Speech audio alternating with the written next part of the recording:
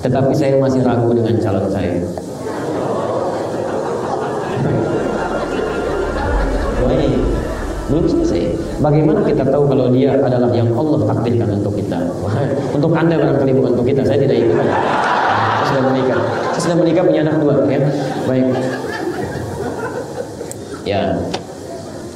Sederhana sebetulnya. Sederhana. Allah sudah memberikan keterangan dalam Al-Quran. Itu keterangan indah sekali. Termasuk di Quran surah An-Nur, surah ke-24 itu, ayat 26 dan seterusnya.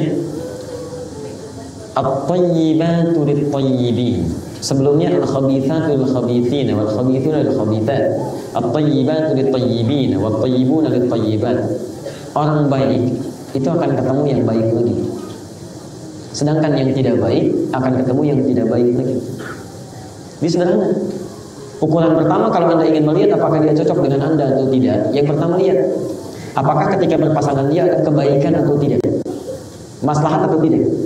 Makanya tadi ta'aruf, ada tak serius, ada alif. Alif itu menunjuk saling mengetahui masing-masing. Jadi jangan sampai tiba-tiba ujuk-ujuk menikah tapi Anda nggak kenal tentang sifat-sifat yang mungkin muncul. Dan habis kasih sayang Anda pada fase pranikah. Jadi ketika menikah kasih sayang sudah nggak ada lagi, sudah hambar. Ini poinnya. Jadi silakan Anda cek. Kalau sebelum menikah itu semua kelihatannya bagus, gitu kan, indah.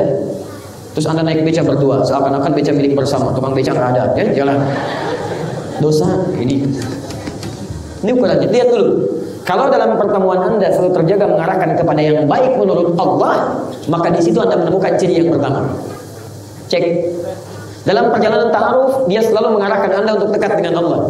Tapi modusnya bukan cuma kelihatan hanya ingin mengarahkan, mengangkat, bukan.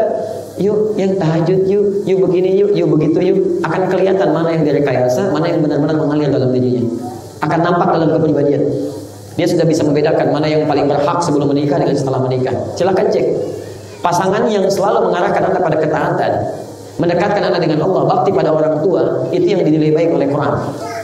Kadang-kadang hati-hati, mohon maaf, pada pasangan yang belum sah begitu perhatian, pada orang tua yang berhak dengan Anda, hilang kasih sayang, itu fatal. Apalagi calon pasangan yang menjauhkan Anda dari orang tua Anda plus menjauhkan Anda dari Allah, itu yang bahaya. Hati-hati ya, ini bagian pertama. Jadi cari sifat baik yang diridhoi oleh Allah. Ini, kalau Allah saja sudah ridho, masya Allah, maka bagaimana dengan makhluk yang lain? Jadi kalau Allah sudah ridho, sudah terkumpul segala kebaikan pada dirinya. Ini poinnya. Yang kedua, sifat kafaah kufu. Kafaah kufu, kecocokan, kesesuaian. Disebut dengan, kalau bahasa Qurannya zauj namanya, satu keselarasan. Nah dalam masa ta'aruf ini Anda bisa melihat, Anda bisa tanya kepada bagian keluarganya, apa karakternya, bagaimana sifatnya. Karena nanti sebelum menikah nggak tampak, tapi setelah menikah sifat kekurangan itu akan dieksplor oleh setan supaya Anda terpecah. Nggak percaya silahkan, Pak, kita punya banyak pengalaman kan ya. Kalau sebelum menikah yang paling cantik calon kita, tapi setelah menikah paling nggak enak, paling tidak suka melihat pasangan kita kadang-kadang dalam satu hal tertentu. Ibu pernah mengalami kejadian ini. Ibu mau keluar, ada suami orang mau ngantor, masya Allah. Ke kantor Pak, masya Allah. Suami sendiri, mah ngantor dulu, ya udah sana. Sama, bapak juga begitu. Istri sendiri ngantar anak dulu Pak, ya udah hati-hati, hati-hati. Istri orang ngantar anak Bu, masya Allah, luar biasa. Nah, terus karakter pribadi, kadang-kadang ada yang fitrah, ada yang unik. Itu harus diketahui. Misal yang fitrah, karakter perempuan yang senang dengan keindahan. Misal, makanya kalau ada sesuatu kadang sering minta pendapat, tapi uniknya kadang nggak konsisten. Tujuannya ke pesta, ingin menunjukkan gaunnya yang indah, bawa warna biru, warna merah, datang pada Anda. Pak, ini bagus mana ya? Merah atau biru? Kayaknya merah deh, Pak. Ah, kayaknya biru deh, Pak. Tuh. Katanya nanya, dikasih tahu dia punya pilihan. Kalau sudah punya pilihan, kenapa nanya? Mending kalau dipakai salah satu, begitu keluar pakai kuning.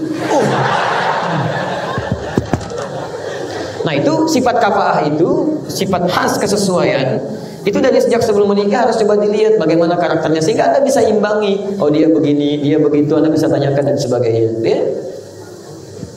3, komitmen berumah tangga yang baik. Awas hati-hati, komitmen berumah tangga, karena nanti akan melakukan persoalan yang sangat kompleks. Dihadapkan pada persoalan yang tidak mudah. persoalan keuangan bisa beda dan sebagainya. Kalau tidak sepenuhnya, kadang-kadang punya prinsip demikian. Harta kamu punya saya, harta saya punya saya, ya kan?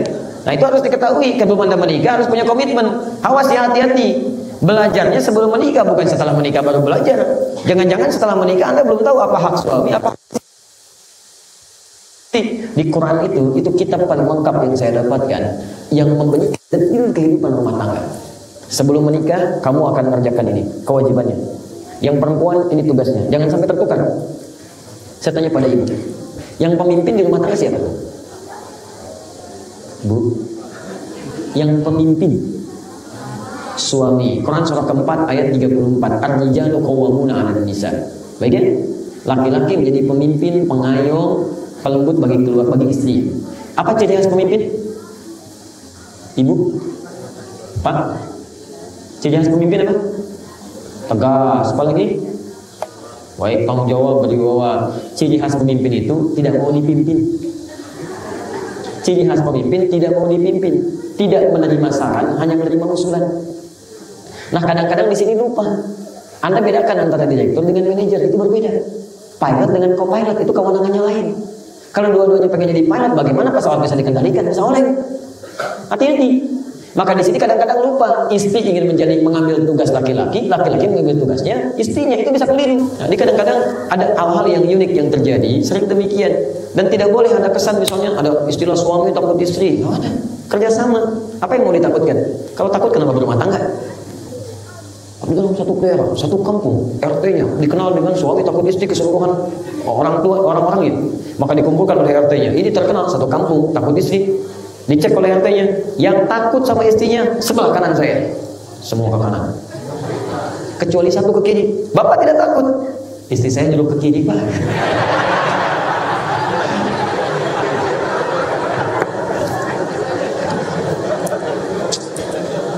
Ada aja. Terakhir, ya, usahakan yang sekiranya untuk laki-laki Bu ya, kedekatan pada Allah itu kalau sekarang coba cari yang kira-kira dia punya kedekatan dengan Al-Quran. Saya sarankan punya kedekatan dengan Al-Quran. Makanya kalau ibu nanti di rumah kedatangan pemuda ahli Quran, itu anugerah. Biasanya kalau Quran sudah ada dalam dirinya dan cara menghafalnya baik, itu akan ada keberkahan. Silahkan, pernah nggak Anda menemukan imam yang hafal Quran, orang hafal Quran, kemudian kedudukannya rendah di masyarakat? Nggak ada. Dunianya akan diangkat oleh Allah, akan diangkat, akan ada kebaikan-kebaikan. Makanya sekarang sedang tren orang-orang kalau menikah dilihat hafalan Qurannya, dicek, tapi bukan formalitas, bukan pendekatan yang baik kepada Quran. Terus saya pernah dengar kisah itu ada seorang kiai kedatangan 3 orang pemuda melamar anak gadisnya juga cantik, soleha dilamar. Yang ditanya, masya Allah, itu Qurannya pertama kali. Anda siapa namanya? Saya Anas Pak. Baca surat Anas. Masya Allah, baca bagus. Anak kedua? Saya Tolik Pak. Baca surat At-Tolik. Masya Allah, bagus. Selesai garis. Yang ketiga udah pucat dulu. Anda siapa namanya? Saya Imron Pak. Belum selesai dia pintar. Saya Imron Pak, tapi panggilan sehari-hari Ulhu.